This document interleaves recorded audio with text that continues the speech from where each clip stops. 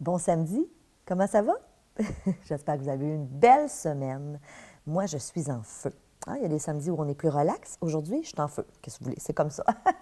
Aujourd'hui, je vous parle des 18 règles de vie du Dalai Lama. Vous savez, le Dalai Lama, on le connaît et c'est quelqu'un de très inspirant. J'ai d'ailleurs partagé cet article-là dans le temps des fêtes sur mon Facebook. Alors, s'il y en a qui veulent voir l'article au complet, c'est possible de l'avoir là. Mais ce matin, je vous parle de quelques-unes de ces règles que je trouvais super intéressantes. Première règle, il nous dit « Prenez en compte que le grand amour et les grandes réussites impliquent de grands risques. » Et je trouvais ça intéressant parce qu'effectivement, très souvent, on a des rêves, on a des objectifs ambitieux, que ce soit au niveau personnel, professionnel. Et oui, des fois, on n'ose pas y aller parce que ça comporte des risques. Mais très souvent, quand on décide d'y aller, de foncer, d'aller de l'avant, de prendre ces risques, on réalise que de l'autre côté, lorsqu'on arrive près de l'objectif, lorsqu'on atteint l'objectif, et qu'on est donc fier. Alors, je trouvais ça intéressant que le Dalai Lama mettait ça dans ses règles de vie. Deuxième règle de vie, lorsque vous échouez, n'échouez pas la leçon. Et je trouve ça tellement wow, parce qu'effectivement, très souvent, certaines personnes vont dire « j'ai eu un échec » ou « j'ai pas réussi ce que je voulais ». Et moi, ça me dérange toujours d'entendre ça, parce que pour moi, il n'y en a pas d'échec, il y a des expériences. Et ça peut avoir l'air cliché de dire ça, il n'y a pas d'échec, il y a juste des expériences. Mais la réalité, c'est quand tu ne réussis pas quelque chose que tu souhaitais accomplir, est-ce que tu retiens quelque chose de ça? Est-ce que tu apprends? Est-ce que tu dis, bien, la prochaine fois, je ferai différemment ou la prochaine fois, j'utiliserai une autre stratégie? Et pour moi, il y a un enseignement à travers tous ces apprentissages, parce que moi, j'aime mieux appeler ça des apprentissages.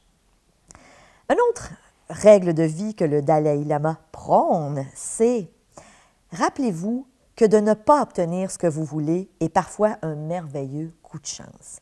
Et moi, ça me rejoint tellement. Moi, il y a une phrase que je dis depuis des années, que j'ai écrite dans mes livres, c'est « Ce que tu crois désavantageux aujourd'hui, ça peut devenir avantageux dans le futur. » Et je le répète, ce que tu crois désavantageux aujourd'hui, ça peut devenir avantageux dans le futur. Et c'est exactement ce que le Dalai Lama nous dit. Rappelle-toi que des fois, quand tu n'obtiens pas quelque chose que tu as voulu, des fois, c'est une chose extraordinaire. Parce que tu ne le sais pas. Alors, tu n'obtiens pas l'emploi que tu avais convoité ou la promotion que tu voulais, mais quelques mois après, oups, il arrive quelque chose de mieux. Je ne sais pas, tu n'entres pas en relation avec la personne qui t'intéressait, mais finalement, oups, 3 mois après, tu rencontres la femme de ta vie ou l'homme de ta vie. Alors, moi, je trouve ça intéressant. Je pense que le Dalai Lama s'est sûrement inspiré de ma phrase « Ce que tu crois désavantageux aujourd'hui peut devenir avantageux dans le futur ». Non, mais j'aime ça rêver.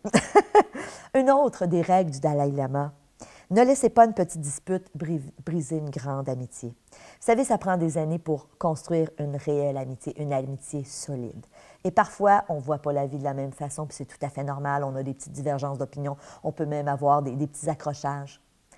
Revenez toujours à l'essentiel en vous disant, toutes ces années qu'on a été amis, est-ce que ça mérite d'être brisé pour cette petite divergence d'opinion ou cette petite dispute? Et ça me rend émotive de dire ça. Le numéro 7, le Dalai Lama nous dit, lorsque vous réalisez que vous avez commis une erreur, prenez immédiatement des mesures pour la corriger. Et je trouve ça intéressant parce que ça revient un petit peu à ce qu'il nous disait tout à l'heure. Il n'y a pas d'échec, il y a juste des expériences.